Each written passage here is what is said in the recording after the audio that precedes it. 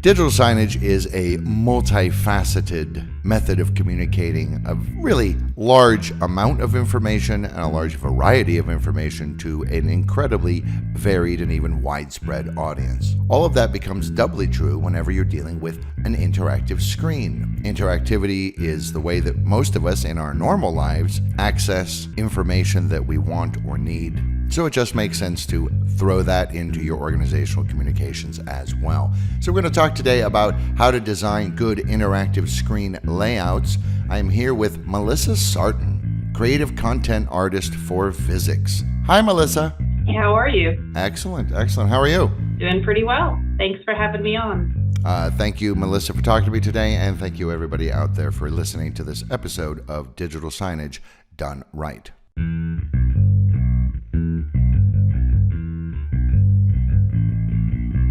This is Digital Signage Done Right. Whether you're new to digital signage or a seasoned pro, this podcast gives you practical advice about systems, communications, and content to better engage your audience. I'm Derek DeWitt, Communications Specialist for Visix. Welcome to Digital Signage Done Right. Okay, so as I'm fond of saying, in our normal lives, almost all of us have smartphones, and we're dealing with computers and laptops and tablets and all this, so we're constantly interacting with the online and digital world, and we're getting information that we need and want and so on. Why should an organization use interactivity? Why is this a good idea instead of just throwing messages up there on screens? Well, it's good for a number of reasons. One being that you can include quite a bit more information and visuals into one layout, but also it encourages people to engage with your content. And when someone is engaging with it, they're more likely to take away something or to remember more than they would if it were just a static display up on a wall somewhere. So yeah, it's almost like you're turning one display, by turning it into an interactive screen, you're turning it into almost like multiple displays, but in one physical location. So you're really, as we frequently said, sort of increasing your screen real estate in many ways. Exactly. And it's kind of in some ways like choosing a page out of a book. You can link to different pages. You can have a whole bunch of pages in a book, but you may only want to look at one page at a time. So it's a little bit like that, only you don't always have to go in order, page 1, page 2, page 3, and so on and so forth. Right. And as I kind of said before, this is kind of how we're all accustomed to doing things anyway. I'm looking at, a particular news item comes up. I have my sources that I use. My wife has her sources she uses. Maybe she's on the couch, I'm on the chair, and we're using our smartphones to interact in our own way, the way that we like, but we end up at the same destination, basically. We end up with the same information. Yeah, it's kind of like a choose your own adventure. So let's talk, let's be brand specific. It's the Visix podcast after all. So we're going to talk about Visix products. AxisTV Signage Suite has a lot of interactivity potential embedded in it. Let's talk about what it lets you do.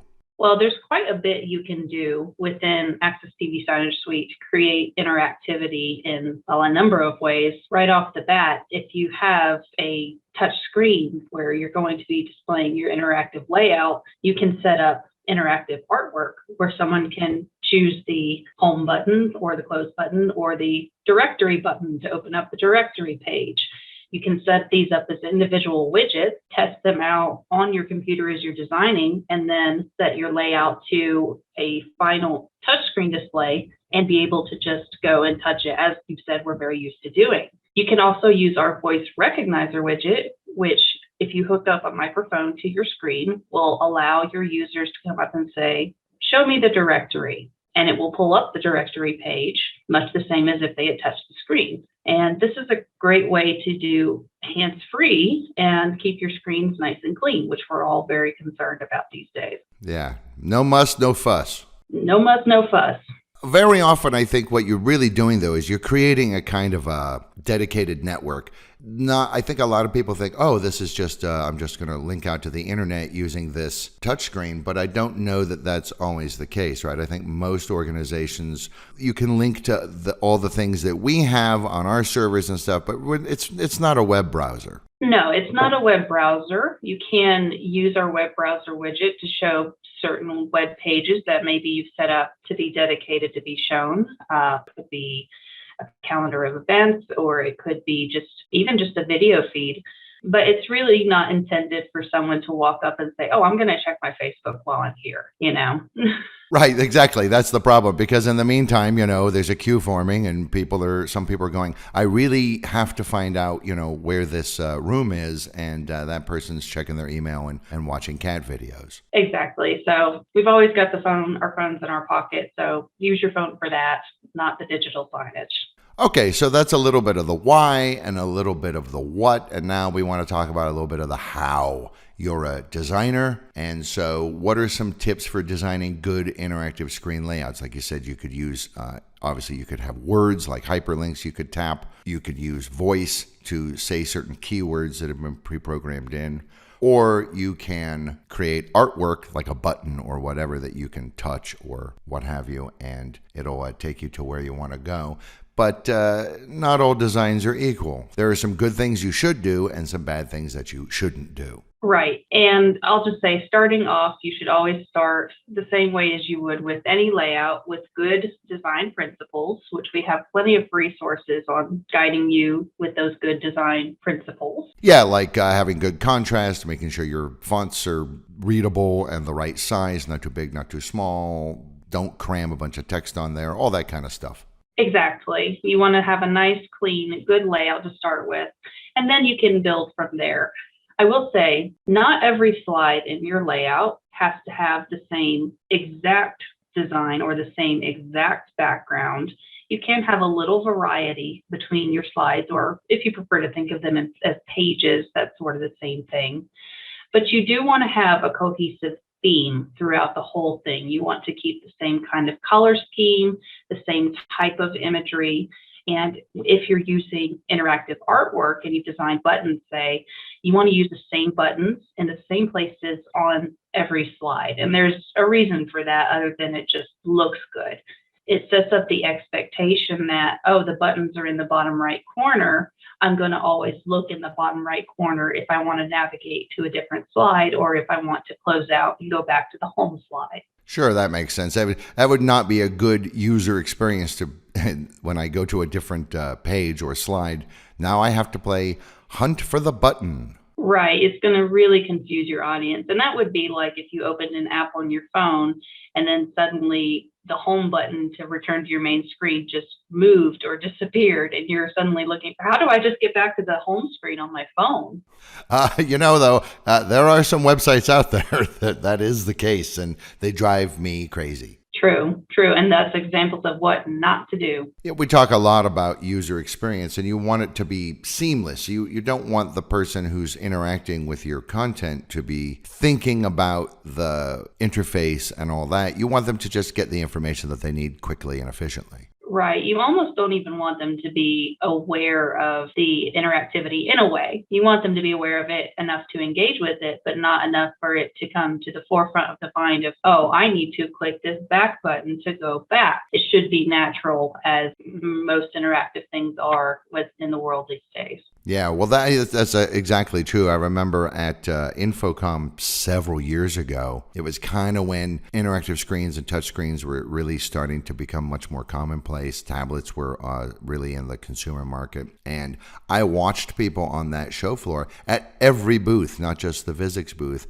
immediately walk up and touch the screens. And most of them were not interactive, but you could see, because there were a few interactive screens there, people just kind of assumed, oh, maybe they're all interactive, and people would touch and then go, oh, I see, it's not interactive. Well, in that way, there's only one way to find out, right? Yeah, that's true. Yeah. But hopefully, if your screen has interactivity, it'll be pretty obvious. If it does not have artwork and you have, say, a microphone and using the voice recognizer widget, it may be good to have a little blurb or a little message on your screen that says, hey, talk to me, or hey, speak to navigate. I've even heard of the idea of some people, if they have just a limited number of keywords, sort of the menu for driving the thing using voice interactivity, they'll just put up like a menu. Here you go. Here are the words that you can use. Oh, that's great. Yeah, that really simplifies for a lot of people and in general makes sure that people are saying the right thing to engage the voice recognizer. So that's fantastic. And of course, you also have to keep in mind ADA regulations, certainly in the United States, but other countries also have their own version of that. You have to make sure that everything's kind of laid out in such a way that it meets those requirements. And again, yes, partly because it's the law, but also because you want everyone to be able to interact with your stuff. Exactly. And one way to do that is to include, if you're using interactive artwork, put it somewhere towards the bottom of your layout. And this works for a number of reasons. Number one, say someone who uses a wheelchair will be able to reach them easier than if you put the interactive artwork way at the top. Sure, and that's actually a good reminder because we have a tendency when we're still thinking of things in terms of a page, I think, like a physical page, newspaper, essay, what have you. So for us, we prioritize the top of the page over the bottom, and in our culture, we read left to right, so the left side tends to have more import again. And so it's a good reminder to tell people, use the bottom of the screen for this stuff because it's a totally different way of interacting with things. You're not just replicating a printed page here. It's a very different kind of experience. Yes, and you'll still have enough visual space on the layout for all of your interactive artwork, your interactivity, without it taking up kind of the prime real estate, which tends to be towards the top and the main area of a layout. I mean, I like the idea, obviously, because, again, we're used to this with HTML5 websites these days, to have like a button, as you say, interactive artwork that says, hey, home, advanced page, go back a page, things like that. It's nice to have those things to navigate. Yeah, and they can be a really subtle but beautiful part of your layout design, especially if you have an in-house designer who can whip up something in Photoshop or Illustrator that has your brand colors and really fits your whole theme. You can have a nice, really inclusive, cohesive design with the interactivity being obvious, but not glaring, if that makes sense. Right. You don't want it to be intrusive. It should be sort of intuitive. Exactly. And one thing to point out about if you use buttons or interactive artwork, you want to keep them exactly the same spot on every slide. Number one, we've already talked about, it sets up the expectation of knowing where everything is. But number two, if you have, say, a back button on 25 slides, and if it's 5 pixels off on one of them, it's going to be very obvious when you get to that slide. It's just going to jump a little bit. And that kind of almost makes it look like your interactive screen is glitching out a little bit. It's not, it's just kind of a bit jarring to the eye. So really pay attention to where you've put those buttons in relation to each other, in relation to the whole screen. What about this idea of using sort of different designs to let people know, like, oh, you've touched this, or like sometimes I'll see you touch the on-screen button on the interactive screen, and it'll glow, or it'll change color, or something to let you know, oh, I just touched that. Yes, that's a great way to really add an even extra layer of interactivity just within the brain for your user to know, oh, I've engaged with this. And that can be done very easily in AxisTV Signage Suite. You just have to have the same artwork, same image file, but with different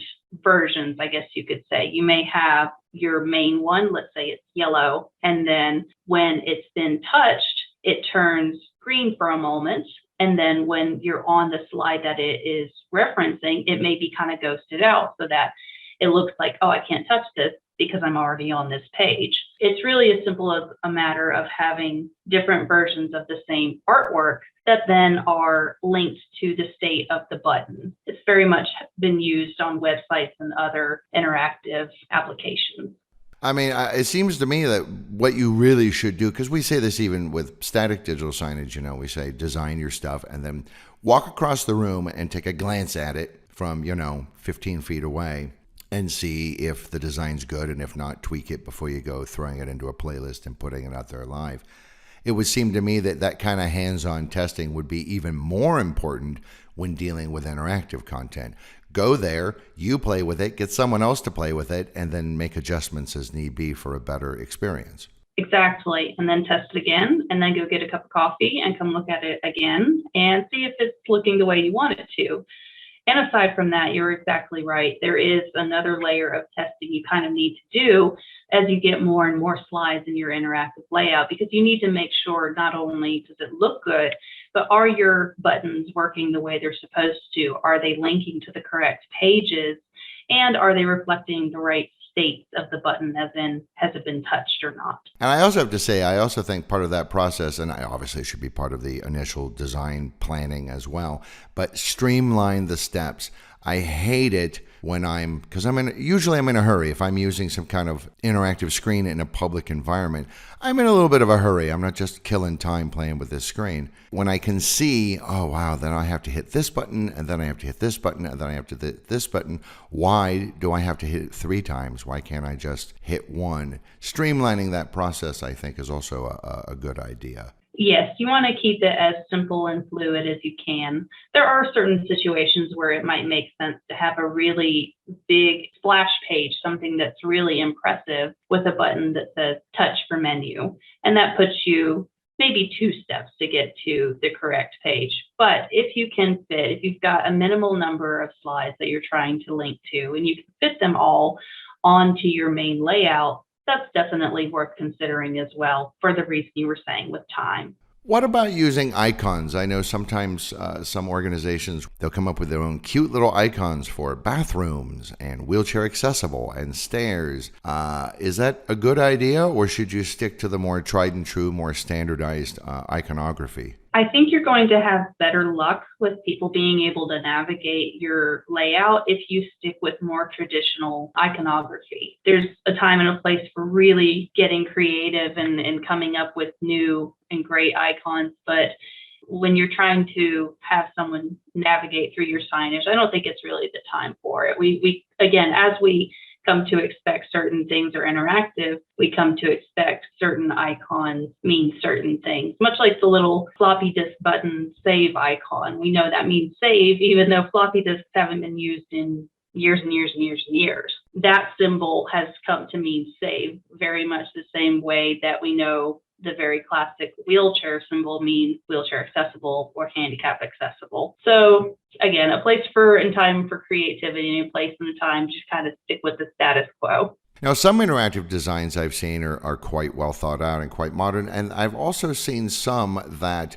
actually have, like, they're kind of almost like a mouse.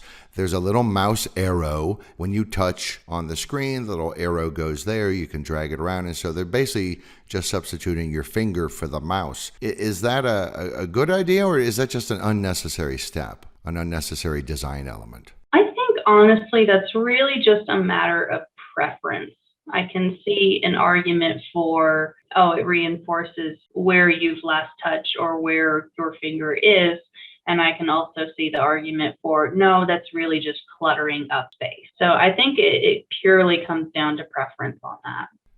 Okay, so I've used, let's say, an interactive screen at a kiosk, and I walk away. What happens then? I mean, should you design in some kind of a system so that it resets after a certain amount of time? Because most people won't do that. Most people won't go, and now let me reset it for the next user. They'll just walk off once they have what they want. Fortunately, it's very easy within our software to set up a timeout where you can say, if this screen has not been interacted with in 5 minutes, revert to the home screen.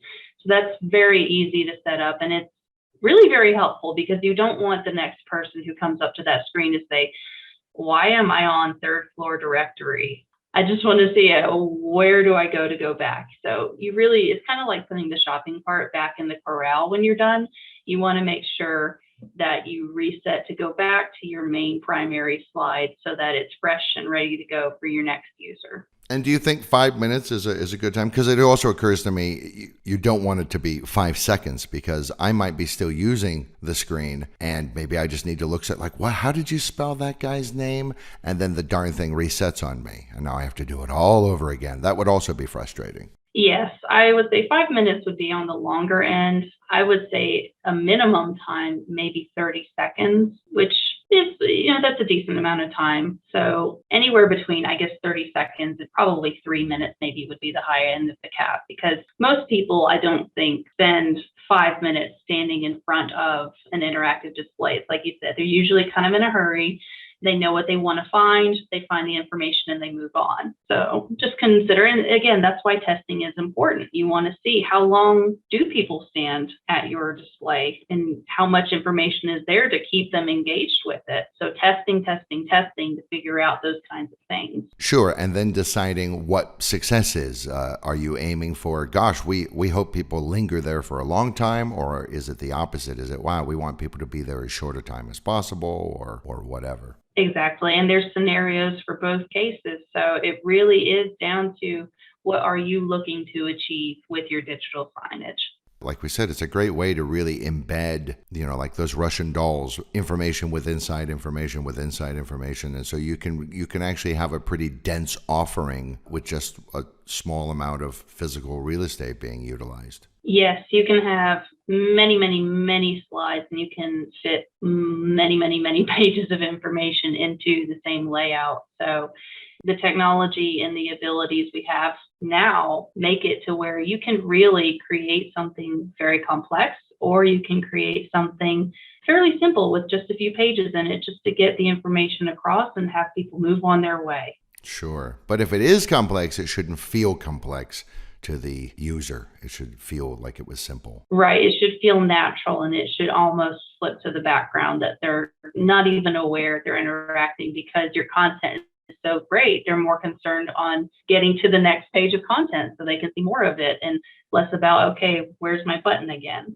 So what are some boo-boos you've seen people make? Again, I would say not being consistent in either the overall design and putting in just slides that either don't really go together visually or just don't match the rest of the theme. You can have, say you've got 5 slides that are all kind of cohesive, and then you throw in a 6th one and it's just been kind of tossed in because, hey, we need to put this information out there, but we don't have time to really clean it up. It's going to be really obvious when you get to that slide that, oh, this was put in there last minute. Paying attention to how things fit together as a whole and as an entire theme, rather than how does this one slide look in and of itself. And I will say it again and again and again, testing, because you pick up on these things either when you test it, when someone else tests it, or after you've gone and gotten that cup of coffee and you see it 15 minutes later, you say, wait, that doesn't look right. So it's really important to have a good preview before it goes live to your users. And you may even get feedback from your users themselves and say, hey, this map slide is really hard to read. The text is really thin and I can't see anything. So take that to heart as well if you do get feedback from your users, because they're the ones with the most important opinion as far as that goes. Yeah, that's for sure. And I think resolution is important. I mean, we've talked about this with static digital signage. You throw up a photo, but it's the wrong resolution for the display, and so then it's all scrunched or stretched or whatever. I'd say it's even more important, especially if you're doing something like a directory or Wayfinder or something. Like, it needs to be high resolution, crisp, clean stuff. You don't want to have like, oh, I took a 610 by 820 JPEG of the floor plan and then I blew it up to the interactive screen, and now it's all fuzzy and pixelated and blurry and impossible to read. Right, because then it's not really doing its job. It's not getting the information across to your users that they really need to know. And if they really need to know where the 4th floor bathroom is and they can't see it on that map, you might have a bad time. Yeah. No, seriously, where is the 4th floor bathroom, damn it? Yeah, but it's just good practice. You need to get the information across, and it reflects poorly on you as an organization if you don't have nice, clean, crisp imagery. It kind of looks either lazy or maybe just, I don't want to say incompetent, but it just looks like, oh gosh, they really couldn't have found a clearer picture. Right. You don't want your interface to make the target audience go, who the heck designed this? Right. If you need help with your designs, we are always happy with the creative team to help you out with that. And I am a designer. We have other designers as well, and we are happy to lend our expertise to you. Now, when you talk about testing, does that mean that you have to actually go stick it out there on the maybe after hours or something on the interactive screen and then go play with it? Or can you do it from your computer where you're creating the content? Or how does that work? Yes, you can absolutely do it. You can do it on your computer as you're designing within AxisTV Design. If you have the ability and the time to put it up on the final display where it will actually be located, that's always amazing, because that's going to give you a different experience than just testing it with your mouse on your computer. You know, your computer monitor may not be the same resolution, the same type of display. It may not have the same kind of backlighting. There's all kinds of different issues that don't translate between the two. So if you have the ability to test it on the final display, absolutely do that. If not, you can test it as you're working on it or after you've completed it on your computer within AxisTV Design. So while it may seem daunting initially to design interactive screen layouts, it's actually not that hard. And when you have clever tools that have been designed specifically to make this an easier process, like AxisTV Signage Suite stuff, then it even becomes even easier. And let's face it, I think the future is interactive. I think in another 10 years, there'll never be a non-interactive screen. Maybe some gas station in the desert someplace, but that's going to be really the only place that you're going to find screens that you can't interact with in some way. And then when we add things like voice recognizer interfaces and VUI, then that adds like a whole new level to the user experience. Well, interesting stuff, and I'd like to thank Melissa Sartin, creative content artist for Visix, for talking to me today about good interactive screen layouts. Thanks, Melissa. Interesting. Thank you for having me on. Thank you. And don't forget, you can find a transcript of this episode on the Visix.com website. Click Resources, Podcasts, and then this episode. Hey, want more free stuff? Then head to the resources section of Visix.com for free masterclass guides, blogs, videos, and more to help you with your digital signs. Please share, subscribe, and leave a review of this episode and connect with us on social media.